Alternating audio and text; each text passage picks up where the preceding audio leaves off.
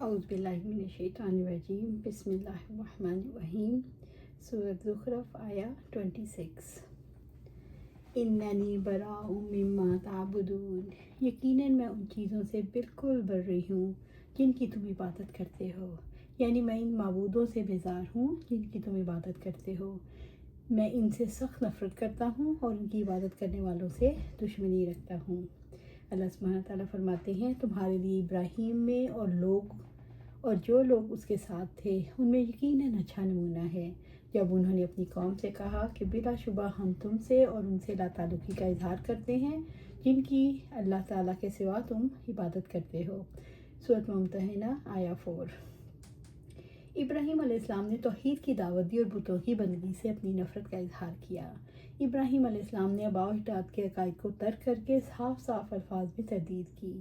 مشرکین مکہ جو ابراہیم علیہ السلام کی اولاد ہونے پر فخر کرتے تھے اور ان کو یہ شعور دلانے کے لیے کہ جس دعوت کو تم نیا سمجھ رہے ہو یہ ابراہیم علیہ السلام کی دعوت توحید ہے اور آباء و اجداد کے طریقے پر تم جمنے کی بات کرتے ہو، تو ابراہیم علیہ السلام نے ان سے بیزاری کا اظہار کیا تھا۔ سورۃ زخرف آیا 27۔ الا الذی فطرنی، سوائے اس ذات کے جس نے مجھے پیدا کیا، یعنی میرے رب نے مجھے پیدا کیا اور مجھے عدم سے وجود بخشا۔ فَإِنَّهُ سَيَهْدِينِ، تو یقیناً وہ ضرور میری رہنمائی کرے گا، یعنی میں اپنے خالق کو ہی اپنا سرپرست اور اپنا رہنما مانتا ہوں۔ مجھے امید ہے وہ مجھے دین حق پر قائم رہنے کے لیے اس کے علم اور عمل کے راستے میں میری رہنمائی فرمائے گا، یعنی وہ مجھے دین حق پر قائم رکھے گا اور مجھے ہدایت کے راستے کی پیروی کی توفیق دے گا۔ اس نے دین حق کی طرف میری رہنمائی کی ہے اور مجھے سعادت کے راستے کی ہدایت دی، جس طرح اس نے مجھے پیدا کیا اور ان امور کے ذریعے سے میری تدبیر کی جو میرے بدن اور میری دنیا کے لیے درست ہے، اسی طرح سیہدین، اور ان امور میں بھی میری رہنمائی فرمائے گا جو میرے دین اور میری آخرت کے لیے درست ہیں۔ ابراہیم علیہ السلام کے اعلان سے یہ پتہ چلتا ہے نمرودی معاشرہ بالکل خدا کا انکار کرنے والا نہ تھا، بلکہ اللہ تعالیٰ کے ساتھ دوسروں کی عبادت میں شریک کرتا تھا۔ اللہ تعالیٰ خالق ہے، یعنی پیدا کرنے والا ہے، اس لیے بندگی اور حکم بھی اسی کا چلنا چاہیے۔ اللہ تعالیٰ ہدایت دینے والا ہے اور مجھے اپنے دین کی سمجھ بھی دے گا اور ثابت قدم بھی رکھے گا، لہٰذا میں اسی کی عبادت کروں گا۔ سورۃ زخرف آیا 28۔ وَجَعَلَهَا كَلِمَةً بَاقِيَةً فِي عَقِبِهِ، اور اس توحید کی بات کو اس نے اپنے پیچھے باقی رہنے والا بنا دیا۔ آل ابراہیم کے بارے میں رب العزت نے فرمایا، آپ صلی اللہ علیہ وسلم کی اولاد میں یہ کلمہ باقی رہے گا۔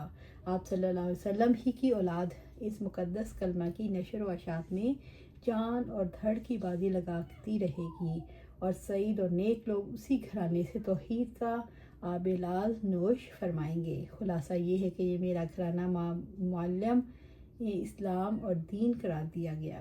رب العزت نے کلمہ توحید کو ابراہیم کی اولاد میں ہمیشہ کے لیے قائم کر دیا۔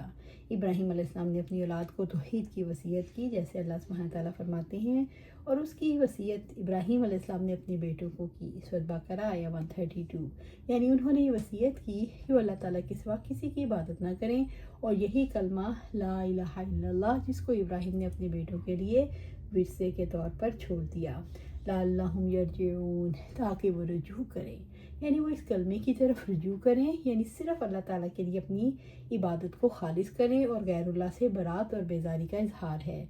ابراہیم علیہ السلام کے بیٹوں نے بھی اپنی اولاد کو اسی کلمے کی وصیت کی۔ ابراہیم علیہ السلام یعقوب علیہ السلام کی وصیت کا تذکرہ سورۃ بقرہ میں ملتا ہے۔ ابراہیم علیہ السلام کلمہ توحید اپنے پیچھے چھوڑ گئے، جس کی اوپر کائنات قائم ہے، جس پر زندگی قائم ہے، جس پر ہر چیز گواہی دے رہی ہے۔ اس سے مراد کلمہ لا الہ الا اللہ کی وصیت اپنی اولاد کو کر گئے۔ کلمہ توحید کا رواج ابراہیم علیہ السلام کی دعوت کا بڑا حصہ ہے۔ آپ کے بعد یہ کلمہ تمام نسلوں میں رائج ہوا، اور آپ علیہ السلام کی اولاد کا اس کلمے کو رواج دینے میں بڑا حصہ ہے، کیونکہ ان کی اولاد میں بے شمار رسول بھیجے گئے، ان کی اولاد میں بہت سے گمراہ ہوئے، لیکن کلمہ باقی رہا، نہ یہ جڑ سے اکھاڑ کر پھینکا جا سکا، نہ یہ باطل کے ساتھ مل سکا۔ کلمے کو باقی رکھنے کا مقصد یہ تھا کہ لوگ اس اللہ تعالیٰ یعنی اللہ تعالیٰ کی طرف لوٹیں، کیونکہ اس نے انہیں پیدا کیا، ان کا فرض ہے پیدا کرنے والوں کو پہچانیں اور سچائی کے راستے پر چلیں، دعوت توحید کی وجہ سے شرک سے باز رہیں۔ سورہ زخرف آیا 29۔ بل متعت ہؤلاء وآباءہم، بلکہ میں نے انہیں اور ان کے باپ دادا کو سامان زندگی دیا۔ کافروں کے شرک، کفر، سرکشی کا سبب بتایا گیا کہ ان لوگوں کو کفر اور شرک میں ہونے کی وجہ کے باوجود دنیا کے ساز و سامان اور عیش و آرام سے محروم نہیں کیا گیا، بلکہ میں نے انہیں ان کے باپ دادا کو سامان زندگی دیا۔ میں نے ان کو اور ان کے آباء و اجداد کو مختلف انواع کی شہوات سے بھی عطا کی، یہاں تک کہ یہی شہوات کا ان کے اندر ان کے لیے زندگی کا مقصد بن گئی۔ ان کے دلوں میں ان شہوات کی محبت پھلتی پھولتی رہی، حتیٰ کہ ان کی صفات اور بنیادی عقائد بن گئے۔ حتیٰ جاءہم الحق ورسول مبین، یہاں تک کہ ان کے پاس حق اور کھول کر بیان کرنے والا رسول آ گیا، یعنی ان کے پاس توحید کی دعوت اور قرآن آ گیا، اور رسول مبین اور کھول کر بیان کرنے والا یعنی محمد صلی اللہ علیہ وسلم آ گئے، اور صاف صاف سنانے والا رسول، یعنی آپ صلی اللہ علیہ وسلم کی رسالت واضح تھی۔ آپ کے اخلاق و معجزات سے آپ کی رسالت پر واضح اور نمایاں دلائل قائم ہوئے جو آپ کے لیے مبعوث ہوئے، اور انبیاء و مرسلین نے آپ کی تصدیق کی، اور خود آپ کی دعوت سے بھی آپ کی رسالت پر دلائل قائم ہوتے ہیں۔ اللہ تعالیٰ نے مکہ والوں کو کثیر نعمتیں عطا کی تھی، حتیٰ کہ سب سے بڑی نعمت ان کے پاس آ گئی، یعنی حق اور واضح بیان کرنے والا رسول صلی اللہ علیہ وسلم۔ حق سے مراد قرآن مجید ہے جو اللہ تعالیٰ کی آخری کتاب ہے، اور مبین یہ آپ صلی اللہ علیہ وسلم کی صفت ہے، اس کا مطلب ہے کھول کر بیان کرنے والا، جن کی رسالت میں نہ کوئی شبہ ہے اور نہ ہی کوئی چیز چھپی ہوئی ہے۔ سورہ زخرف آیا 30۔ وَلَمَّا جَاءَهُمُ الْحَقُّ قَالُوا هَٰذَا سِحْرٌ وَإِنَّ بِهِ كَافِرُونَ، اور جب ان کے پاس حق آ گیا تو انہوں نے کہا یہ جادو ہے، اور یقیناً ہم اس کا انکار کرنے والے ہیں۔ یعنی جب دین حق ان کے پاس آ گیا، یعنی قرآن جس کے دلائل واضح ہیں، جس میں ابراہیم علیہ السلام کا دین ہے، جس کو لے کر محمد صلی اللہ علیہ وسلم مبعوث ہوئے، قَالُوا هَٰذَا سِحْرٌ وَإِنَّ بِهِ كَافِرُونَ، تو انہوں نے کہا یہ جادو ہے اور یقیناً ہم اس کا انکار کرنے والے ہیں۔ یعنی جب قرآن آیا تو قریش نے کہا یہ جادو ہے اور ہم اس کا انکار کرتے ہیں۔ جس چیز نے انہیں جادو کہنے پر ابھارا وہ ان کی سرکشی اور ان کے آباء و اجداد کو دنیا کے ساز و سامان سے نوازنا تھا۔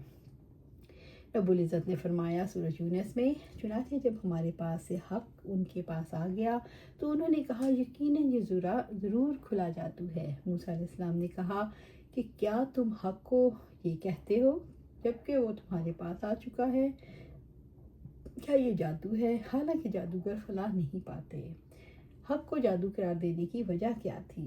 جادو قرار دینے کی وجہ یہ تھی کہ وہ قوم کو دھوکہ دے کر فقط اپنے پیچھے چلانا چاہتے تھے تاکہ قوم ان کی فرما بردار رہے۔ قوم کو بیوقوف بنانے کے لیے حق کو جادو قرار دیتے تھے تاکہ وہ ان کے دائرہ اختیار سے نہ نکلے، کیونکہ کلمہ توحید کو قبول کرنے کی صورت میں صرف اللہ کی بندگی ہوگی۔